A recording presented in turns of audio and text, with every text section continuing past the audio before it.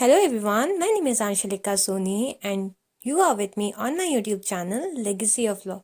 So in Legacy of Law, we are going to talk about cybercrime. So let's understand what is cybercrime and हम जानेंगे इसमें क्या क्या है.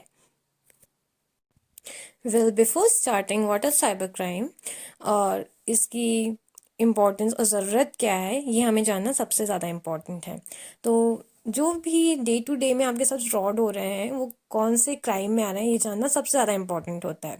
तो आज हम जानेंगे कि साइबर क्राइम में कौन कौन से ऐसे फ्रॉड्स इन्वॉल्व हैं और इसमें पनिशमेंट्स क्या हैं. So let's start. What is cyber crime? The first question should be इसकी प्रॉपर डेफिनेशन क्या है एंड हम इसे कैसे समझेंगे कि ये साइबर क्राइम के अंडर में आता है. तो let's understand what are the definition and what is the definition in cybercrime. Well, the basic definition of cybercrime is any illegal or unethical activity through internet use or using computer as a tool can be a cybercrime. मतलब अगर आप कोई भी ऐसी हरकत कर रहे हैं जो कि सही नहीं है लोगों की नज़रों में थ्रू इंटरनेट के द्वारा या कंप्यूटर के द्वारा एज अ टूल मतलब एक औजार के रूप में आप उसे यूज़ कर रहे हैं तो वो साइबर क्राइम के अंडर में आता है. हमने उसके एक बेसिक डेफिनेशन तो समझ लिया कि साइबर क्राइम कैसे होता है या किसके थ्रू होता है. हमारा सबसे पहला क्वेश्चन ये होना चाहिए कि इसके टाइप्स क्या हैं. मीन्स साइबर क्राइम के टाइप्स क्या हैं. ऐसे कितने टाइप के साइबर क्राइम्स हैं जो हमारे साथ हो सकते हैं या डे टू डे लाइफ में ये चीज़ हो सकती हैं ताकि हमें समझ में आ जाए कि this is a part of cyber crime. Well, cyber crime को 6 तरीकों से बांटा गया है. सो ये 6 तरीके यहाँ मेंशन हैं और मैं एक एक करके से रीड करूँगी. First is hacking. Second is denial of service. Third is virus dissemination. Fourth is credit card fraud. Fifth is phishing and sixth is cyber stalking. So these are the 6 types of cybercrime that can happen in our lives और हमारी ज़िंदगी में ये चीज़ें हो सकती हैं in our day to day activity और day to day life. So very first type is hacking और hacking की basic definitions क्या है इसके में punishment क्या involved है हम ये आगे देखेंगे.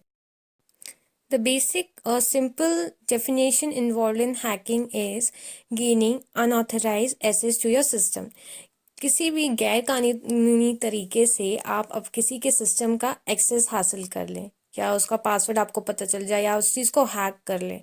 मतलब आप उस कोड को पासवर्ड को क्रैक कर लें अनऑथराइज मतलब उस चीज़ की आपको अधिकार नहीं है तो वो हैकिंग के अंदर में आता है. Let's see what is the punishment involved in hacking. So, the punishment for hacking is 3 years or shall be imposed with fine up to 5 lakh. मतलब 3 साल की जेल हो सकती है या फाइन लग सकता है कितने का 5 लाख तक का आपको इसमें फाइन लग सकता है. So, this is quite severe punishment for hacking. So, get alert and see what you are doing is right or wrong and be aware of it. Our second type is denial of service. So in this series, in what is cybercrime series and the types involved in cybercrime, our second point is denial of service. So we will understand what is the basic definition of denial of service. It brings down the server. It is known as the flooding machine with requests in an attempt to overload system. It also uses bot for tasks. So this is the simplest definition of denial of service. So, what are the punishment involved in denial of service? So, the punishment is imprisonment up to 3 years or with fine up to 5 lakh rupees. So, this is the same punishment as hacking. मतलब आप denial of service अगर कर रहे हो so you will get imprisoned for 3 years and 5 lakh का आप पे fine भी लग सकता है. जो ये कर रहा है be aware. I'm saying it again and again because it comes under crime and people should be also aware कि उनके साथ ये चीज़ें हो रही हैं. So our third type is virus dissemination. अब वायरस डिसएमिनेशन का बेसिक डेफिनेशन तो हमें जानना ज़रूरी है, और इसमें क्या चीज़ें इन्वॉल्व हैं ये भी जानना ज़रूरी है. Well, the definition of viral dissemination is it involves direct or search unauthorized access to system by introducing malicious programs known as virus. मतलब अब किसी के सिस्टम में अनऑथराइज तरीके से वायरस भेज के अगर आप अनऑथराइज तरीके से एक्सेस ले लेते हैं किसी के कंप्यूटर का, so it comes under virus डिसएमिनेशन.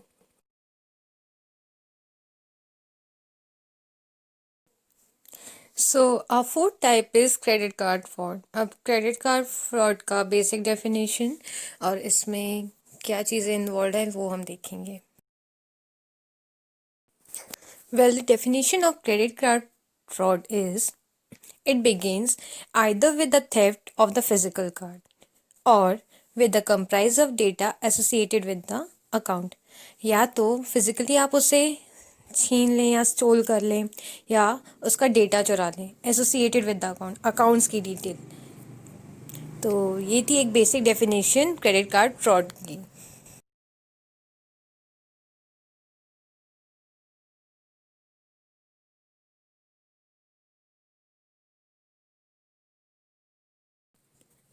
Our fifth point in this series is phishing. So we will understand the basic definition of phishing and let's understand what it is. Well, phishing का मतलब है a malicious individual or group who scam users. मतलब एक malicious मतलब गंदा ऐसा group जो कि ग्रुप में वर्क करता है पर्टिकुलर स्कैम के लिए. They do so by sending emails or creating web pages that are designed to collect an individual's online bank credit card or other login information. तो ये एक ग्रुप की तरह वर्क करता है एक किसी भी स्कैम को परफॉर्म करने के लिए या अंजाम देने के लिए. तो ये लोगों की इंफॉर्मेशन कलेक्ट करता है regarding online bank details and credit cards and their login information. So this was the definition of phishing.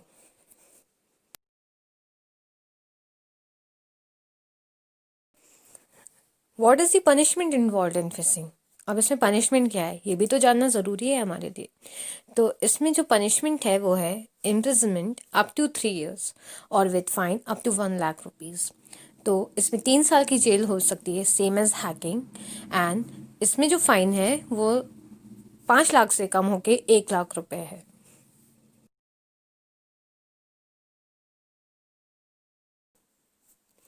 Our sixth and last point is cyber stalking. Cyber stalking से क्या मतलब है, ये किस तरीके से हो सकता है. So we will understand this basic definition. अब हम इसकी भी बेसिक डेफिनेशन देखेंगे क्योंकि किसी भी चीज़ को समझने के लिए उसका एक पर्टिकुलर डेफिनेशन होना बहुत इम्पॉर्टेंट है.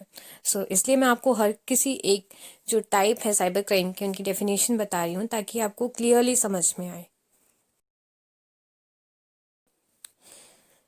It is defined as the use of electronic communication to harass or frighten someone. For example, by sending threatening emails. तो अगर हमें किसी को साइबर स्टॉकिंग के थ्रू या फिर साइबर स्टॉकिंग के थ्रू क्या होता है ये बताना है तो इसका ये मतलब होता है किसी भी इलेक्ट्रॉनिक कम्युनिकेशन के थ्रू हम किसी को परेशान कर रहे हैं. हैरेस का मतलब होता है परेशान करना और फ्राइटन का मतलब होता है डराना कि हम ईमेल्स भेज के या फिर स्टॉक करके किसी को परेशान कर रहे हैं तो वो साइबर स्टॉकिंग में ही आता है. So this was the definition of cyber stalking.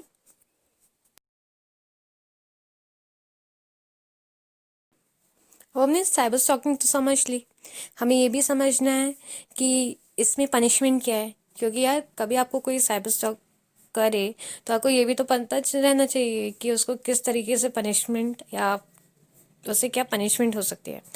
तो इसमें जो पनिशमेंट इन्वॉल्व है वो है 3 years of imprisonment with fine. मतलब आपको 3 साल की जेल तो होगी ही और उसके साथ साथ आपको फाइन भी पे करना पड़ेगा. So these were the types of cyber crime that I have to share with you. मैं हर बार कहती हूँ कि मुझे शेयर करना है क्योंकि I am a law student and I have to share this with you.